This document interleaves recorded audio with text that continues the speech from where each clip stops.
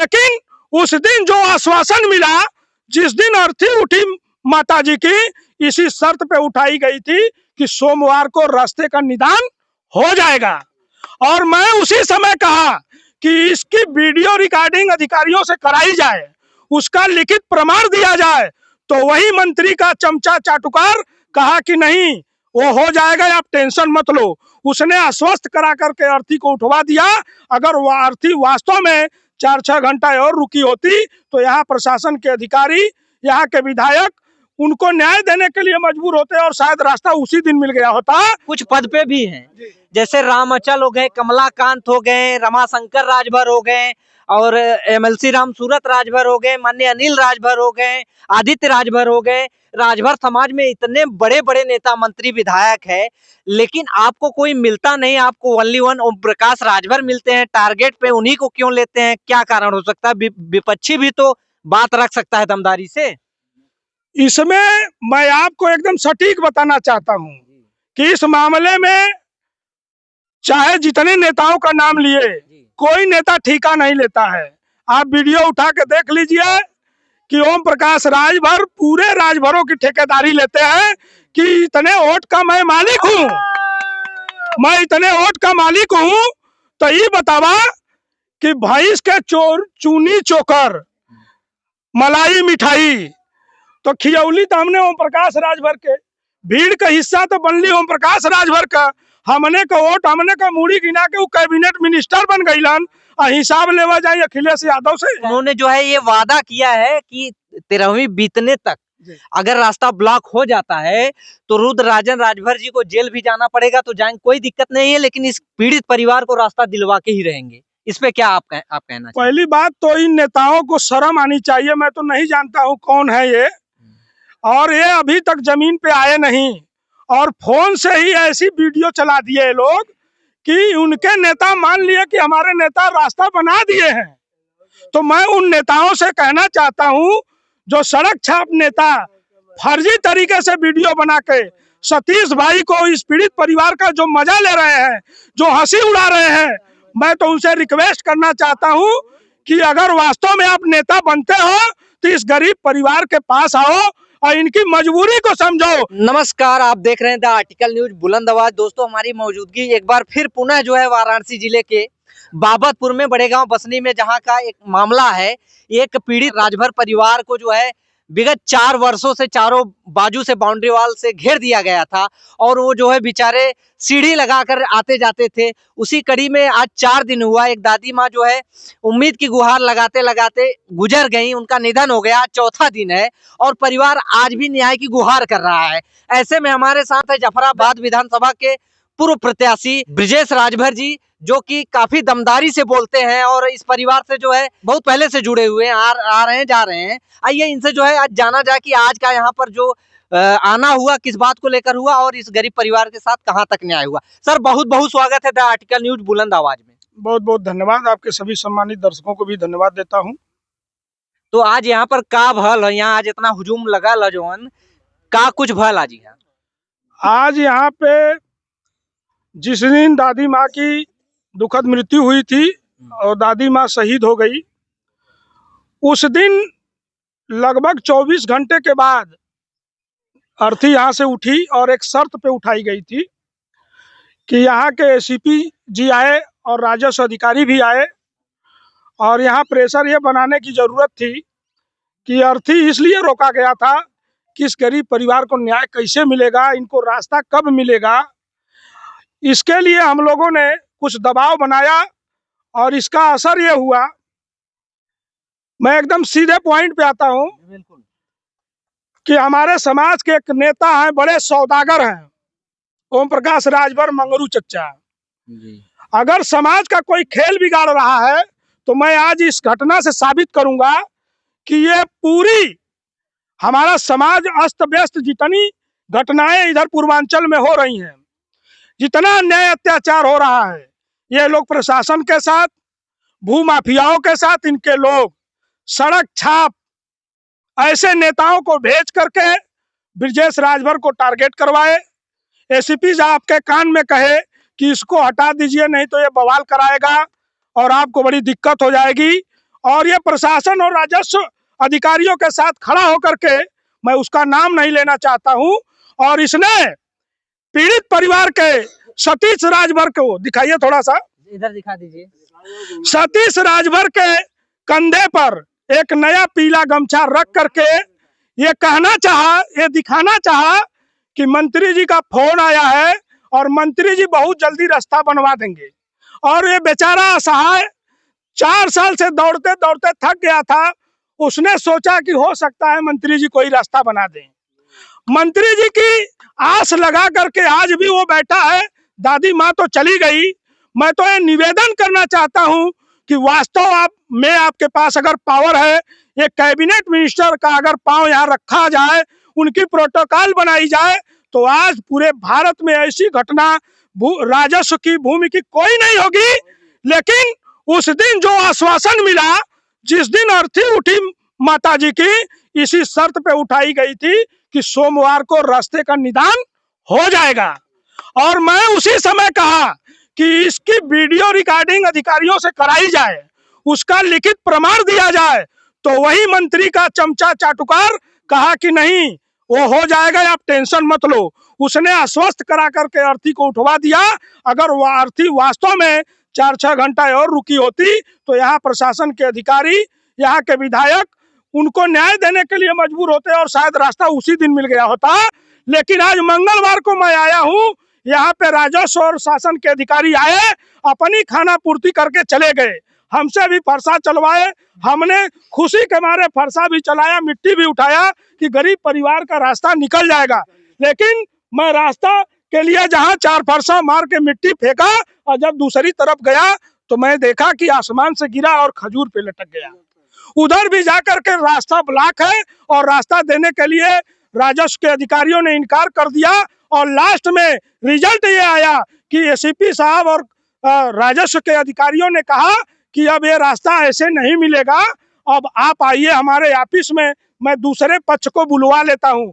दूसरा पक्ष इतना ताकतवर है कि हमारे प्रधानमंत्री से बड़ा है, मुख्यमंत्री से बड़ा है, हमारे समाज के कैबिनेट मिनिस्टर से बड़ा है, कि दूसरा पक्ष क्यों नहीं आ रहा है ग्राउंड पे। दूसरा पक्ष राजनेता भी है क्या? दूसरा पक्ष भारतीय जनता पार्टी, भाजपा के तंत्र से जुड़ा हुआ है। यहाँ के ब्लॉक प्रमुख है उपाध्याय जी, मोनू सिंह, ये लोग उनके तंत्र से अगर जुड़े नहीं होते, आखिर क्या ये रिश्ता क्या कहलाता है? ये शासन प्रशासन के लोग इतना डर क्यों रहे हैं? आज इस गरीब परिवार को न्याय कैसे मिलेगा? ये तो खाना पूर्ति करके चले गए, अभी हमको कोई भरोसा नहीं। वो साइन सिग्नेचर करवा लिए कि हमने ये काम किया। हम कहे ठीक है, आपके अधिकारियों को भी आपको जवाब देना है, आप करके चले जाओ। लेकिन इस गरीब परिवार को, जिसके कंधे पर पीला गमछा डाल करके उन्होंने आश्वासन दिया कि मंत्री जी करेंगे, तो मैं तो ईश्वर से प्रार्थना करता हूं कि ये मंत्री जी आप कब आओगे? आपका इंतजार है पूरा समाज, एक गरीब परिवार कर रहा है।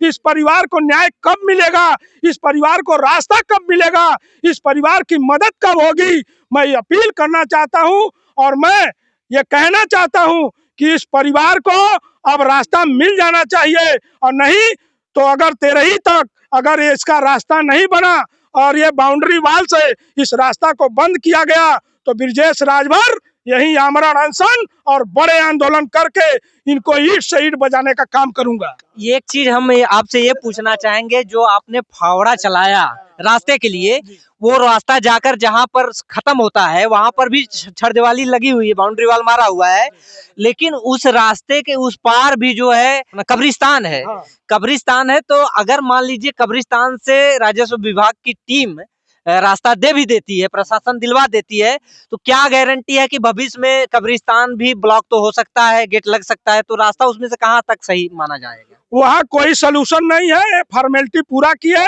जो कि 15 कड़ी का यहाँ बहा था।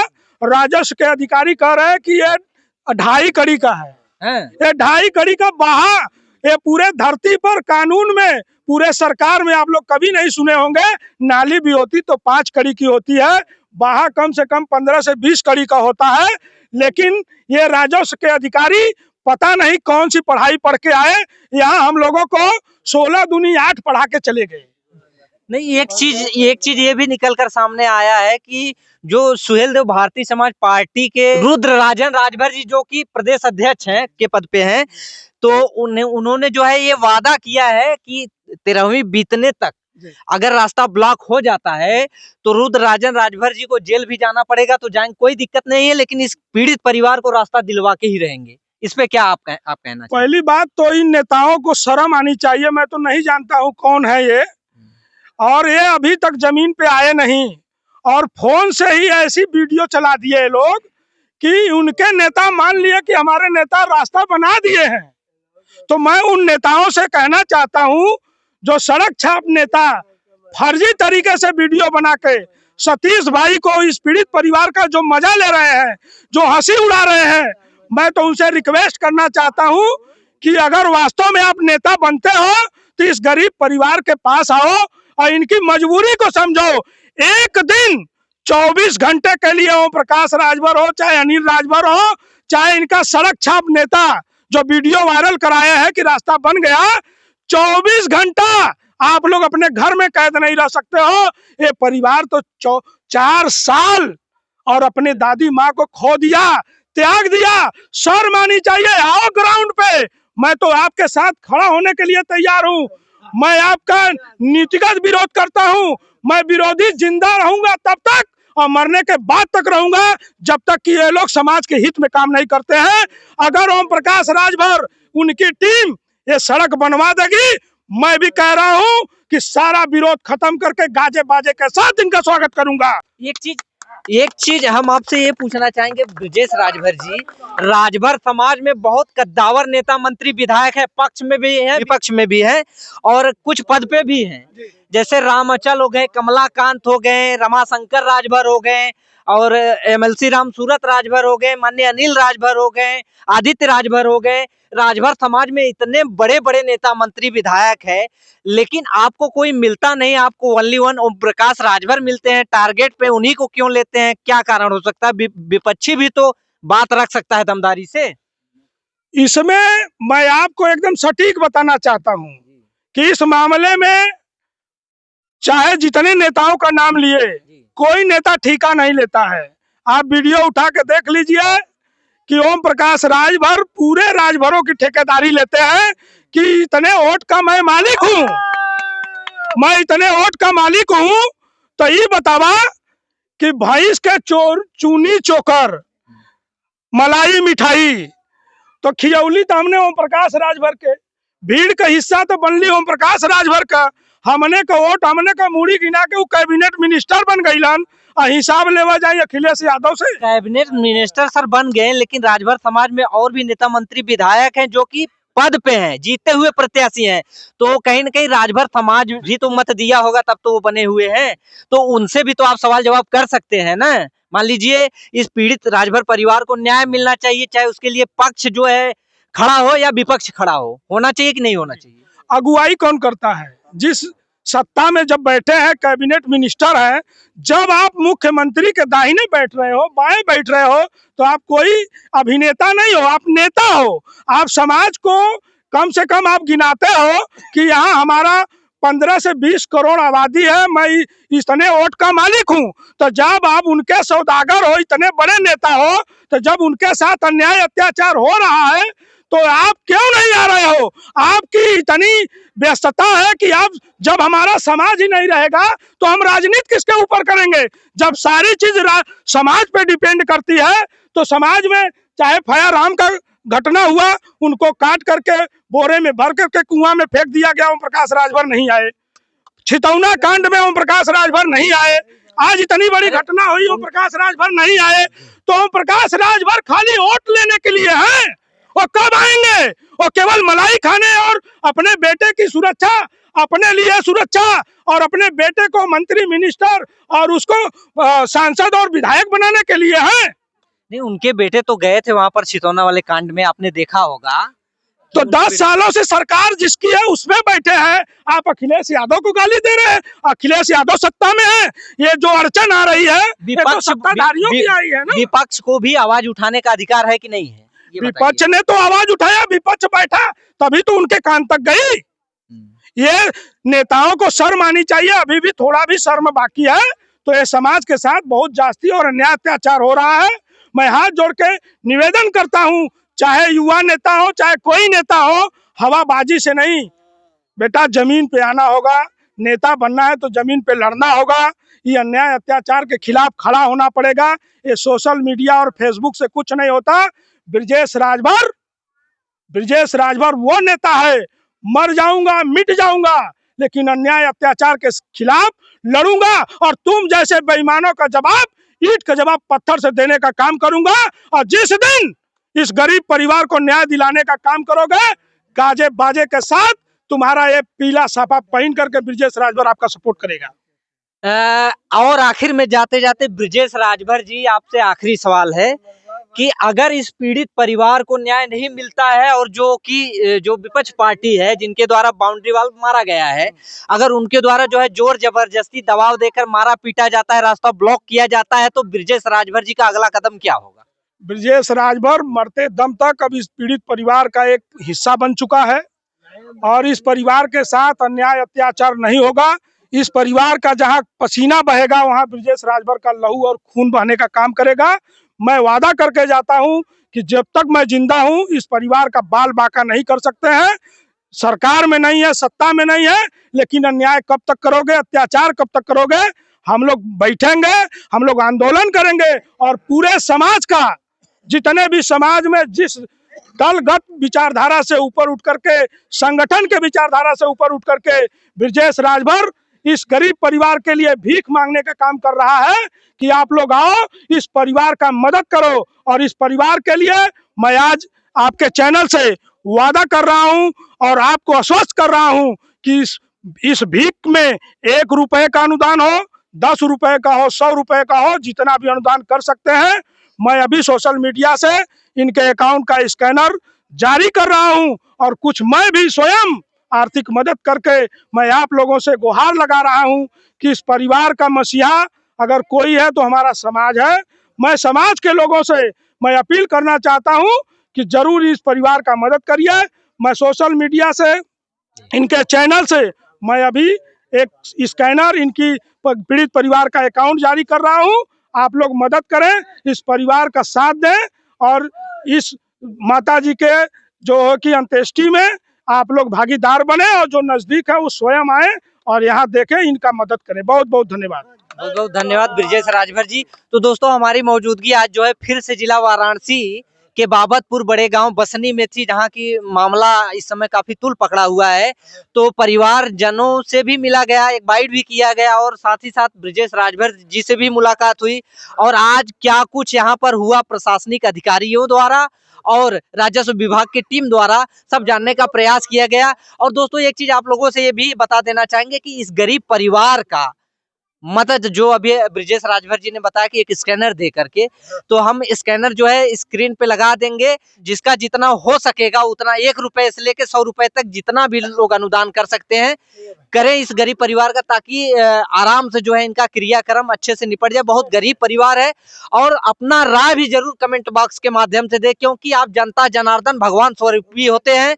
आप ही के बदौलत जो है नेता, मंत्री, विधायक, प्रधानमंत्री, मुख्यमंत्री सभी लोग आपके मतों से बनते हैं और आपका राय काफी मायने रखता है। तो आप लोग अपनी राय जरूर दे कमेंट बॉक्स के माध्यम से कि इस पीड़ित परिवार के साथ किस तरह का न्याय होना चाहिए। और इसी तरह के न्यूज आप लोग को इस चैनल पे मिलते रहेंगे। तब तक के लिए इजाजत चाहेंगे। जय हिंद, जय भारत।